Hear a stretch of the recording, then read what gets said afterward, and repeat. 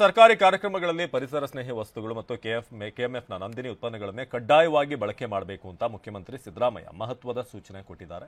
ಈ ಬಗ್ಗೆ ನಿನ್ನೆ ಸಿಎಂ ಸಿದ್ದರಾಮಯ್ಯ ಟಿಪ್ಪಣಿ ಹೊರಡಿಸಿದ್ದು, ರಾಜ್ಯಾದ್ಯಂತ ಎಲ್ಲಾ ಸರ್ಕಾರಿ ಕಚೇರಿಗಳಲ್ಲಿ ಮತ್ತು ಸರ್ಕಾರಿ ಸಭೆ ಸಮಾರಂಭಗಳಲ್ಲಿ ಪ್ಲಾಸ್ಟಿಕ್ ಬಾಟ್ಲಿಗಳ ಬದಲಾಗಿ ಪರಿಸರ ಸ್ನೇಹಿ ವಸ್ತುಗಳಿಂದ ತಯಾರಿಸಿದಂಥ ಪರ್ಯಾಯ ಬಾಟ್ಲಿಗಳನ್ನು ಬಳಸೋದನ್ನು ಕಟ್ಟುನಿಟ್ಟಾಗಿ ಪಾಲಿಸುವಂತೆ ಸೂಚನೆ ನೀಡಲಾಗಿದೆ.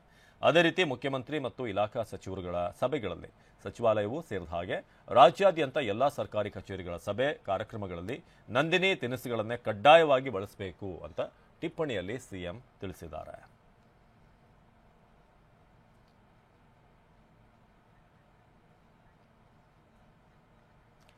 ಇದು ಸರ್ಕಾರಿ ಕಾರ್ಯಕ್ರಮಗಳಲ್ಲಿ ಪರಿಸರ ಸ್ನೇಹಿ ವಸ್ತುಗಳು ಮತ್ತು ಕೆಎಂಎಫ್ ನಂದಿನಿ ಉತ್ಪನ್ನಗಳನ್ನೇ ಕಡ್ಡಾಯವಾಗಿ ಬಳಕೆ ಮಾಡಬೇಕು ಅನ್ನೋ ಟಿಪ್ಪಣಿಯನ್ನು ಮುಖ್ಯಮಂತ್ರಿ ಸಿದ್ದರಾಮಯ್ಯ ಸೂಚನೆಯನ್ನು ಕೊಟ್ಟಿರೋದು. ಈ ಬಗ್ಗೆ ನಿನ್ನೆ ಟಿಪ್ಪಣಿ ಹೊರಡಿಸಲಾಗಿದ್ದು, ರಾಜ್ಯಾದ್ಯಂತ ಎಲ್ಲ ಸರ್ಕಾರಿ ಕಚೇರಿಗಳಲ್ಲಿ ಸರ್ಕಾರಿ ಸಭೆಗಳಲ್ಲಿ ಪ್ಲಾಸ್ಟಿಕ್ ಬಾಟ್ಲಿಗಳನ್ನು ಬಳಸಬಾರದು, ಬದಲಾಗಿ ಪರಿಸರ ಸ್ನೇಹಿ ವಸ್ತುಗಳನ್ನು ಬಳಸಬೇಕು.